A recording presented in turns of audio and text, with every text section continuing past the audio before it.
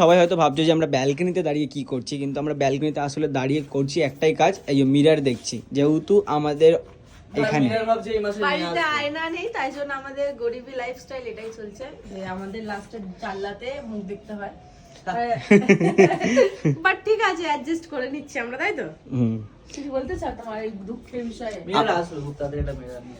আমরা তো জিজ্ঞেসও করলাম যে একটা মিরর ওখানে দিয়ালে। আমি এটাই ভাবি যে মিররটা আমি এরকম, কারণ দেখো আমাদের তো যদি কখনো শিফট করি আমরা অন্য জায়গায় ঘর নিই, সেই সময় তো আমাদের এক মিররটাও নিয়ে যেতে হবে না, দেয়ালে লাগিয়ে দিলে তো হবে না। তো সেই জন্য ভাবছি যে এমন একটা হেলান দিয়ে রাখা যায়।